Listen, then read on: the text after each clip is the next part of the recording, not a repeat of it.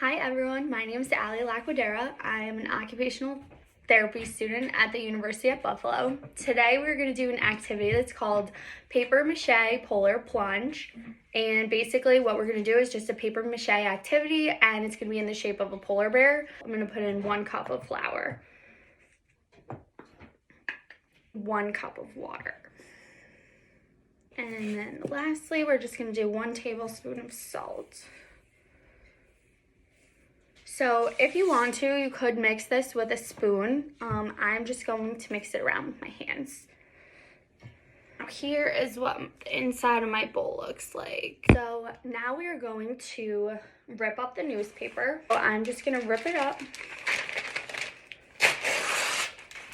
And you want to do about a 1/2 inch piece. Now next, I'm going to blow up my balloons.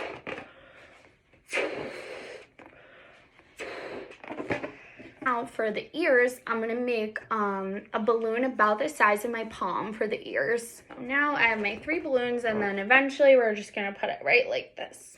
So I'm going to take my newspaper strip and I'm just going to dip it right into the bowl. Now I'm just going to place it right on the balloon like this.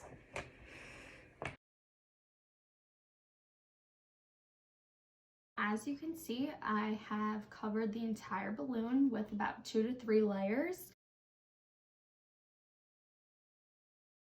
Paper mache is completely dry, and then all we're gonna do is just the same thing as before. In the same mixture that I had, we're just going to dip in, and then we're gonna put it on top of the layer that's dry. We wanna do 1 full layer of this. I've completely covered all of the balloons again with 1 layer, and then we're just gonna leave it again and sit to dry. Okay, so now that the second layer of paper mache has dried, we are going to do the same thing, but with plain computer paper or any plain paper that you have, because it's easier to paint over. And then you're just gonna dip it the same way.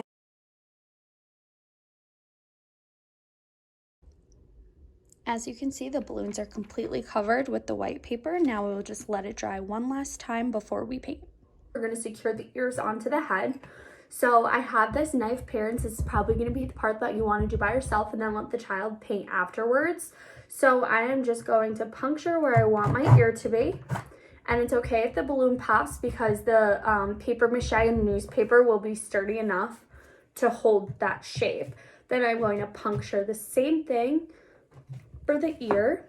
I'm going to place a popsicle stick into the ear and then place it onto that spot like that.